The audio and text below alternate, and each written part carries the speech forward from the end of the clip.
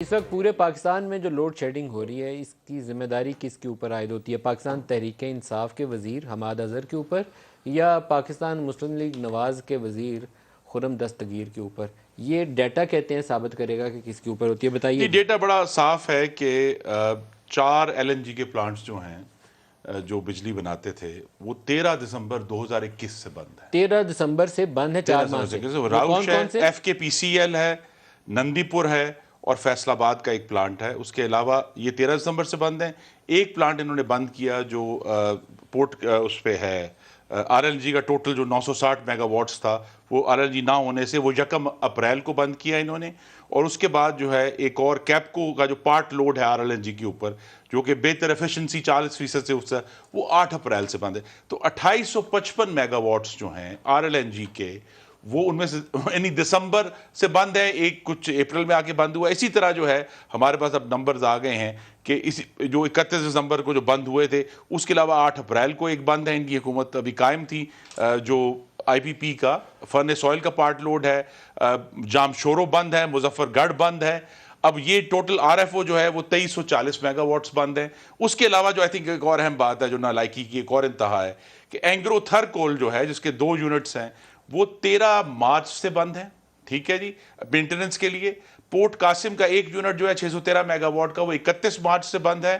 اور جو سب سے پھر آ جائے گی کہ نالائکی کی انتہا ہے کہ گدو کا جو جینکو ہے 747 میگا واٹ وہ 12 فروری 2021 سے بند ہے۔ سر شبری صاحب دیکھیں 12 فروری 2021 میں کہہ رہا ہوں، 22 نہیں ہے۔ دیکھیں پہلی بات 21 سے بند ہے، سوا سال سے بند ہے۔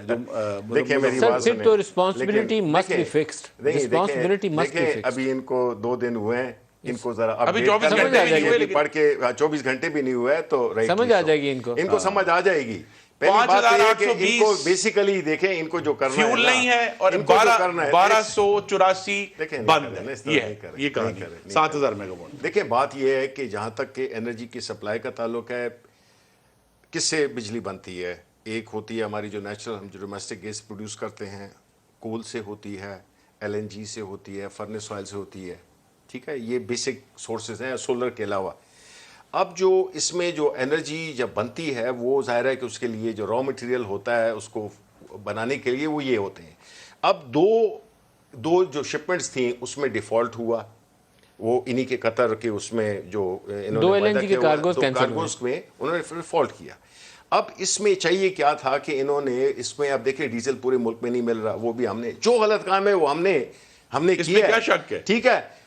اگر آپ نے ایک تفصیلی پروگرام کرنا ہے کہ آپ کے عوام سر 7500 میگا واٹ کی بندش کے اوپر رسپانسبلٹی تو فکس ہونی چاہیے۔ نہیں، رسپانسبلٹی بالکل فکس ہونی چاہیے سامنے بیٹھی۔ اس کے لیے دیکھیں میری بات سنیں، یہ جو سبجیکٹ ہے آپ ہمارے جو تھے حماد اظہر ہیں ان کو بلائیں اور اس وقت تک آپ حماد اظہر کے ساتھ بیٹھ کے پروگرام کرنے پہ تیار ہیں؟ ایک منٹ سر ابھی بول رہے تھے آپ حماد اظہر کے ساتھ پروگرام کرنے پہ تیار ہیں؟ محترم المقام عمران خان صاحب کے ساتھ پروگرام کروں گا۔